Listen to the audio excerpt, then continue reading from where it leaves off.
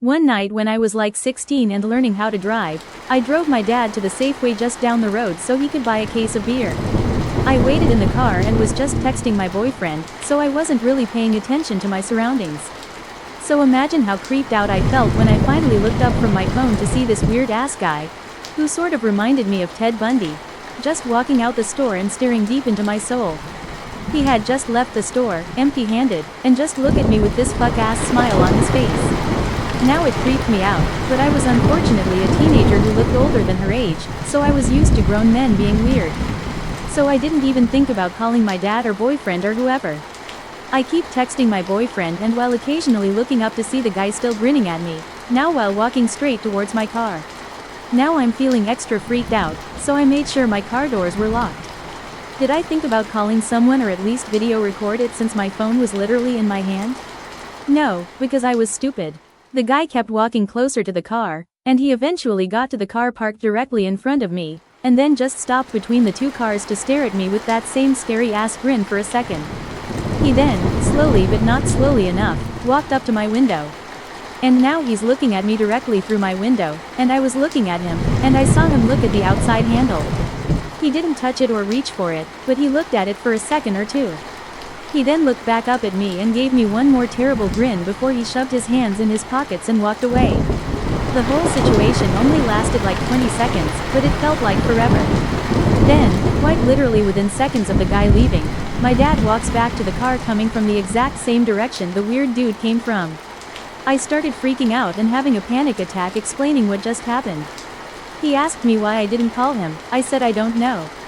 He then asked if I at least recorded it, and I said no. He asked me why and I said I don't know. He then determined I was just fucking with him, and when we got back home he told the rest of the family about either how mentally ill, attention-seeking I am. It's been almost 10 years but I still remember that incident like it happened yesterday. I have more than a few I could share, but one I've never talked about was when my friend's younger brother creeped me out. As a preface, I do not believe in the paranormal. This would have been about 12 or so years ago, so I was in my early 20s, late teens, and one of my friends, who was also my weed dealer, has a brother who was about a decade or so younger than us. I'd say he was somewhere between 8 to 10. He was always a very different kid. Possibly on the spectrum? I'm far from an expert in that area. He was just very odd. But one night we were in his garage having a smoke session. It was the dealer friend, another friend, and me. As we were getting ready to leave, his younger brother had come out, and I don't remember exactly what he said, but as he was saying bye to us he also said goodbye to the tall skinny man. At the time I didn't think much of it, but my friend I drove over there with is kind of a scaredy cat, and very much believes in the paranormal. And we were both stoned.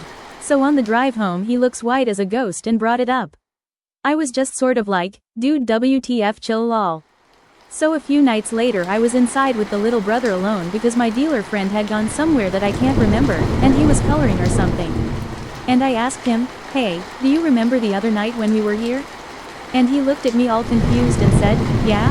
And I asked if he remembered saying goodbye to a tall skinny man, to which he said, yeah, why? And I asked who that was, and if he meant the friend I was with.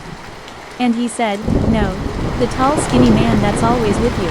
I felt the hairs on my neck stand up as I furrowed my brow and I asked, Sammy, is the tall skinny man here with me now? And he said, yeah, he's back there. And he lifted his little pointer finger and pointed behind me at the dark empty corner on the opposite side of the room. Again, I do not believe in the paranormal, and kids are dumb, but I can still remember staring into that dark empty corner for what felt like eons until the sound of my friend opening the garage door broke the silence.